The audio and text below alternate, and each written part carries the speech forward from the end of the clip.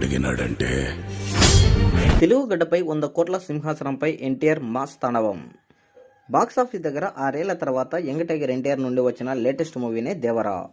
అన్ని చోట్ల excellent కలెక్షన్లతో mass రచ్చ చేస్తూ దూసుకుపోతుంది. 6 ఏళ్ల క్రితం ఎన్టీఆర్ని ఇతర హీరోల ఫ్యాన్స్కి 100 కోట్ల షేర్ని ఇతర స్టార్స్ అందుకుంటూ ఉండగా ఎన్టీఆర్ చాలా స్లో అయ్యాడంటూ ట్రోల్ చేసేవాళ్ళు. అరవింద సామెత 100 కోట్ల మార్కుని అందుకుంటుంది అనుకున్నా అందుకోలేకపోయింది. ఇక తర్వాత రామ్ చరణ్తో కలిసి రాజమౌళి డైరెక్షన్లో చేసిన RRRతో పాన్ ఇండియా రేంజ్లో క్రేజ్ను సొంతం చేసుకున్న ఎన్టీఆర్ నుండి వచ్చిన లేటెస్ట్ మూవీనే దేవరా. ఇప్పుడు 3 రోజులు కంప్లీట్ అయ్యేసరికి ఈ యొక్క చిత్రము 98 కోట్ల రేంజ్లో షేర్ కలెక్షన్లను అందుకుని మాస్ రచ్చ చేసింది. ఇక 4వ రోజు కూడా 5 కోట్ల రేంజ్లో షేర్ కలెక్షన్లు వచ్చినట్టు తెలుస్తుంది. ఈ యొక్క 4 రోజుల్లోనే ఈ యొక్క చిత్రము 100 కోట్ల షేర్ మార్కును అందుకుని ఔరా అనిపించింది. తెలుగు రాష్ట్రాలలో 114 కోట్ల బ్రేక్ ఈవెన్ బరిలో దిగిన ఈ యొక్క చిత్రము కేవలము 4 రోజుల్లోనే ఈ యొక్క చిత్రము బాక్సాఫీస్ దగ్గర విలవతాండం చేసింది.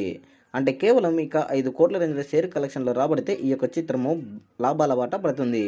సినిమా దసరా హాలిడేస్ అదేవిధంగా రేపు నేషనల్ హాలిడే ఉండడంతో మొత్తానికి ఈ యొక్క సినిమా బాక్సాఫీస్ దగ్గర కాసుల వర్షం కురిపించే విధంగా ఉంది అని తెలుస్తుంది.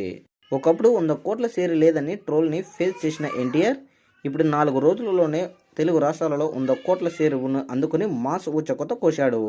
5 రోజులతో కలిపి ఈ యొక్క చిత్రము 110 కోట్ల రేంజ్ల షేర్ కలెక్షన్లో వచ్చే అవకాశం ఎంతైనా ఉంది అని చెప్పొచ్చు. జూనియర్ ఎన్టీఆర్ తెలుగు రాష్ట్రాలలో 100 కోట్ల షేర్ మార్కు అందుకునడంపై మీ అభిప్రాయాన్ని కామెంట్ కూడా తెలియజేయండి.